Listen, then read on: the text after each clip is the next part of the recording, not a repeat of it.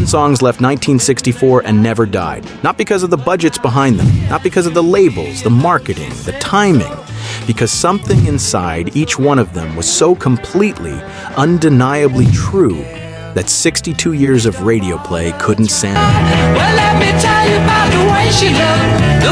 it down. You still feel it right now. The same thing you felt the first time. 1964 was the year rock music stopped being a trend and became a language. British kids who'd spent their childhoods pressing their ears against scratchy AM radios absorbing American blues were suddenly in studios making sounds nobody had words for yet. Californian harmonies stacking so high they felt like weather. Voices from the American South dragging something old and righteous into the mainstream, whether the mainstream was ready or not. Out of all of that, out of the chaos and creative desperation of that one year, 10 records emerged that people are still playing in 2026 like they just came out yesterday.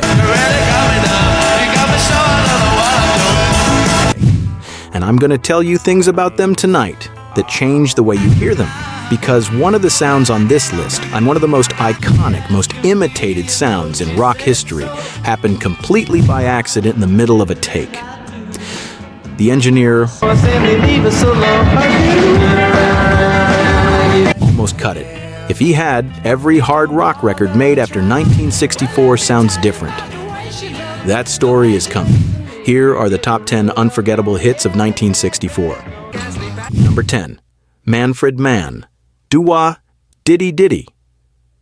We walked on to my door. Here's a fact that says everything about the music industry and nothing flattering about it. Doo-wah, Diddy Diddy was recorded and released in 1963 by an American girl group called The Exciters.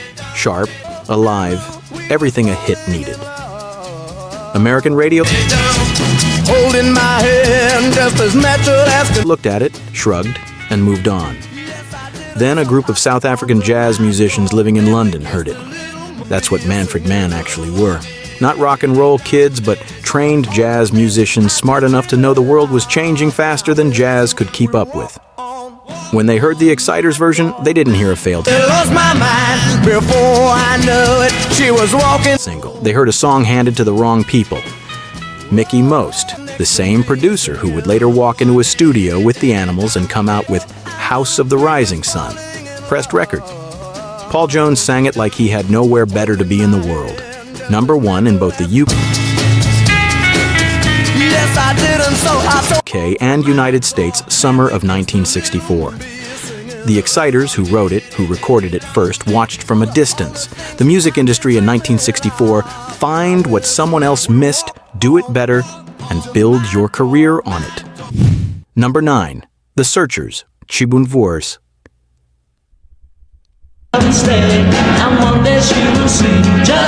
Needles and Pins. The Searchers heard this being performed at the Star Club in Hamburg and went straight into a studio to record it before anyone else could. That instinct was right. The story underneath it, though, has never been fully settled.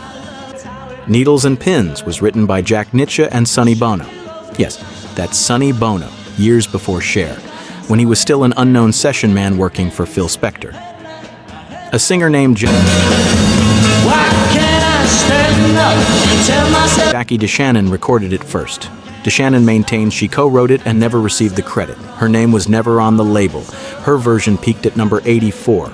The Searchers released theirs in January 1964.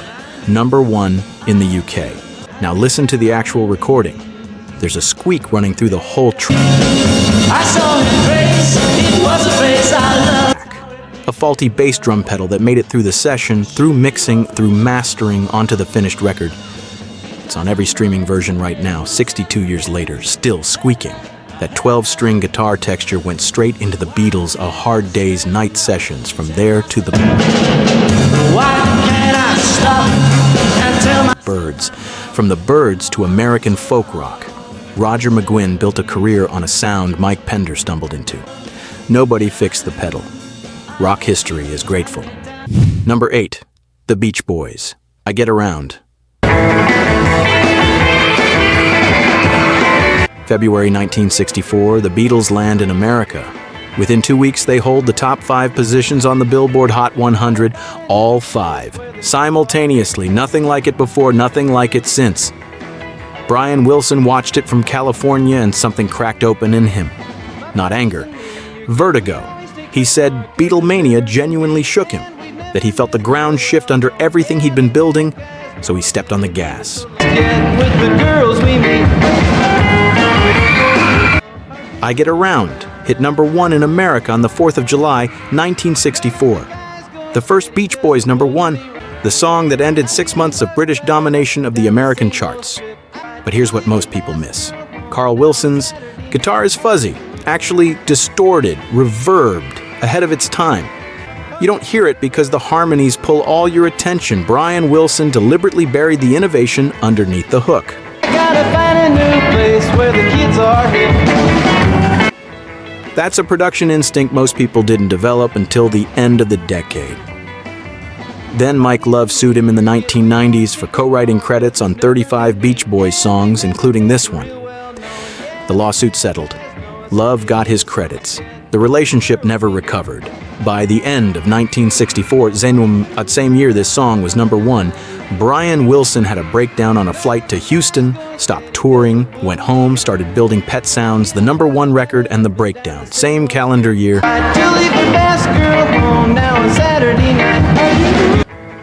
Same man. We are halfway through and the songs are only getting bigger, the stories only getting stranger. Still coming. A track recorded in a single take on an afternoon when the studio was booked for something else entirely.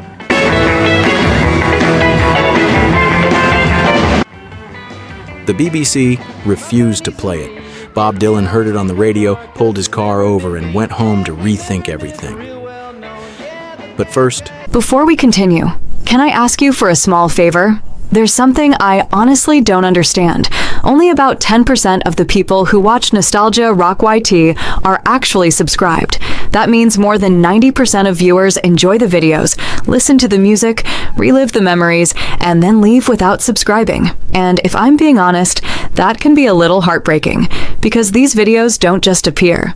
Every upload takes hours of research, fact-checking, script writing, editing, and preserving the stories behind the music we all love.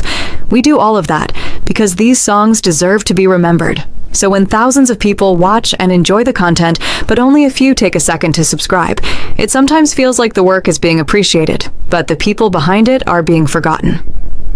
If this channel has ever helped you rediscover a song, relive a memory, or simply made your day a little better, please take 1 second to subscribe.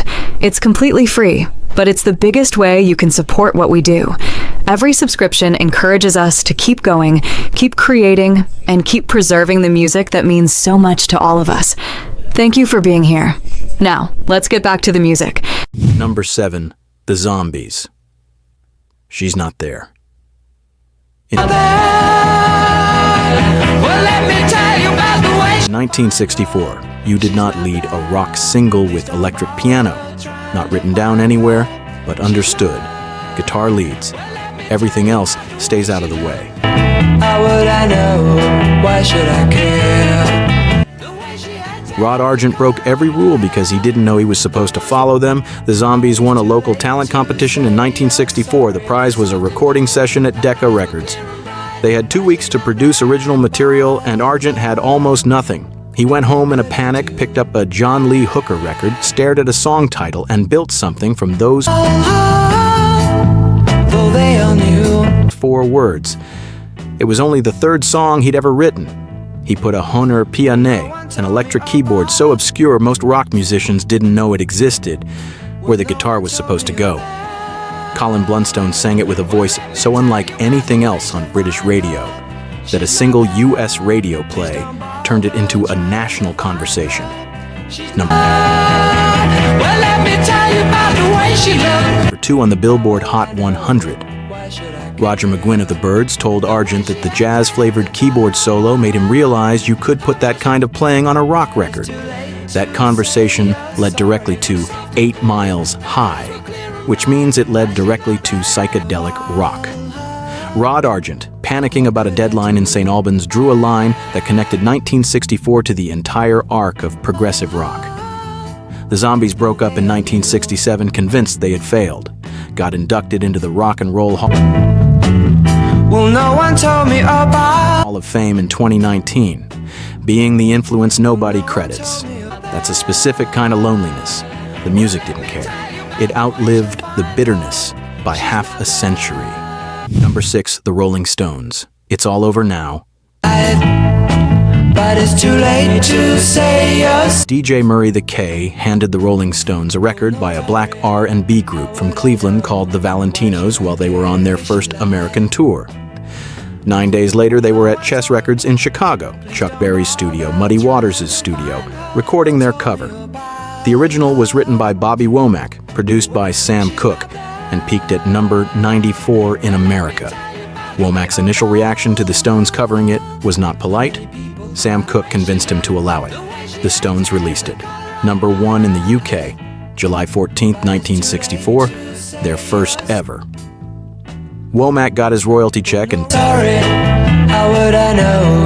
Why should I care? Told Sam Cooke that Mick Jagger could have any song he wanted. John Lennon heard Keith's guitar solo and told him directly it was rubbish. Keith agreed. The record was already at the top of the chart. What you can actually hear in that Chess studio recording, if you listen knowing what happened there, is the Rolling Stones sounding like themselves for the first time on record. Not a British imitation of American blues. The Rolling Stones. That room gave them something confidence alone couldn't manufacture.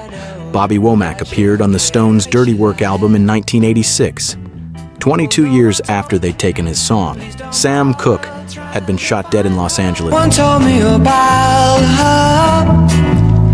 6 months after convincing him to allow the cover. The circle that closed around this song was complicated and never entirely clean. Number 5, Roy Orbison. Oh, Pretty Woman. We always take my car 'cause it's never been beat. Roy Orbison was working with his songwriting partner Bill Dees when his wife Claudette announced she was going out shopping. Roy asked if she needed money. Dees glanced up and said, not thinking about it, "A pretty woman never needs any money." Orbison immediately started singing. By the time Claudette came back, with the groceries, the song was done. Recorded the following Friday, released the Friday after. That growl, the low animal sound that drops into the middle of the track, was never planned. Orbison did it once during a take. Everyone froze. Dees said he could never recreate it and they should leave it in. That 4-second improvisation has been imitated thousands of times and successfully reproduced by no one. Number 1, in both the UK and the United States. 7 million copies. Then, Claudette had an affair while he toured the song. They divorced, reconciled, remarried in December 1966. On June 6, 1967, a pickup truck pulled out in front of her motorcycle. She died before the ambulance arrived. 2 years later, his Nashville house burned down. 2 of his 3 sons died in the fire. And we never miss yet with the girls we meet.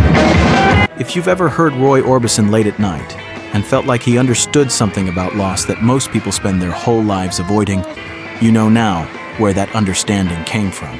Oh, Pretty Woman is the sound of a man at the top of his world, in a life that was about to break open in ways no song could prepare him for. Number 4, The Kinks, You Really Got Me.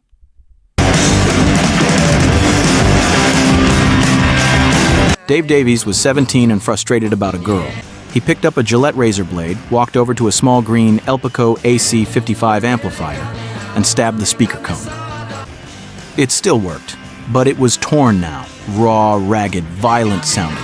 He wired the damaged Elpico into a Vox AC30 for volume and played a riff through it that his brother Ray had written on their front room piano. That was the first time anyone had deliberately produced that sound. The first recorded version was slower, buried in reverb. Ray Davies hated it. He went to Pi Records and demanded a re-record. Pi refused. 2 previous singles had flopped. Ray went on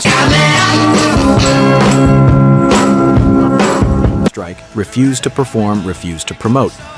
Their manager funded the new session himself, IBC Studios. 2 takes, number 1 in the UK, number 7 in the United States. Pete Townshend heard it and wrote, "I Can't Explain," directly in response, trying to understand what the Kinks had found. Hendrix called it a landmark. Every fuzz pedal built in the late 1960s was an attempt to bottle what a razor blade and a 10-pound amplifier had accidentally invented. Van Halen opened their 1978 debut with a cover. Ray Davies said it sent them on a career of glorious success. The line from that damaged speaker cone to arena rock is straight and unbroken. A 17-year-old kid upset about a girl, a razor blade, 10 pounds. That's how the sound of hard rock was born. Number 3, The Animals, House of the Rising Sun. There is a house in New Orleans. 1 take, 15 minutes. 2 countries at number 1. House of the Rising Sun is an American folk song so old nobody knows who wrote it. Collected in Appalachian, Kentucky in the 1930s, passed through Leadbelly, Woody Guthrie, and Bob Dylan before the Animals ever touched it. Eric Burdon first heard it at a folk club in Newcastle. When the Animals joined Chuck Berry on tour in 1964, they closed their sets with it every night, not because they planned to, but because nothing else made audiences go that quiet. That silence told them everything. On May 18, 1964, mid-tour, they ducked into Kingsway Studios in London. Mickey Most had booked the session for something else. The Animals talked their way in. 1 take, Most listened back and said, "That's the single." 4 minutes and 28 seconds. The BBC refused it. Too long, Most refused to cut it. Number 1 in the UK. Number 1 in America in September, knocking the Beatles off the top. The Beatles sent a telegram. Bob Dylan heard it on the radio, pulled his car over, sat there, then went home and started planning his electric debut. The folk world never forgave him. Inside the band, it created a fracture that never healed. There wasn't enough room on the label to credit all 5 members. Alan Price's name came first alphabetically. Only Alan Price received the publishing royalties. He was out of the band within a year. The bitterness lasted decades. 1 take, 15 minutes, a number 1 in 2 countries, and a wound the song itself couldn't survive. Number 2, The Beatles.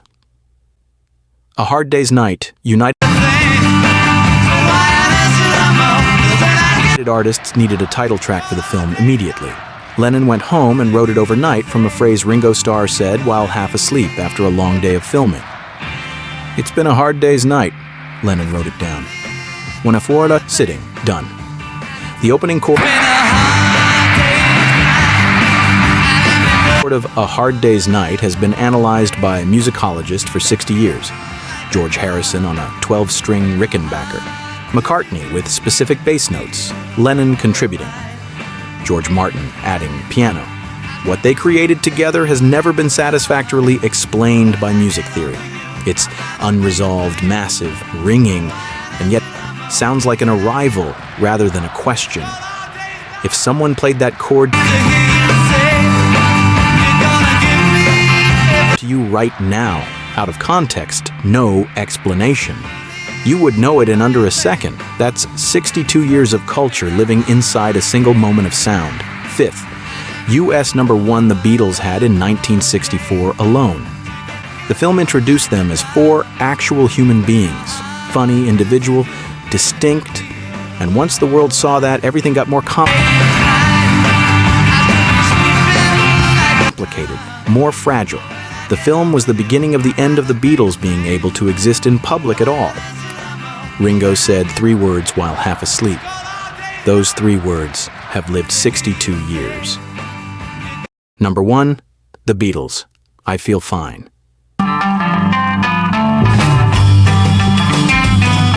October 18, 1964, Studio 2, Abbey Road. Between takes, John Lennon leaned his Gibson J160E against an amplifier. The guitar started feeding back through the room. Everyone froze. Paul McCartney remembered it decades later with the clarity that only genuinely significant moments earn. I can still see him doing it, and it went We said, wait, so what's that? George Martin said, wait, it's feedback. We said, wow, can we have that on the record?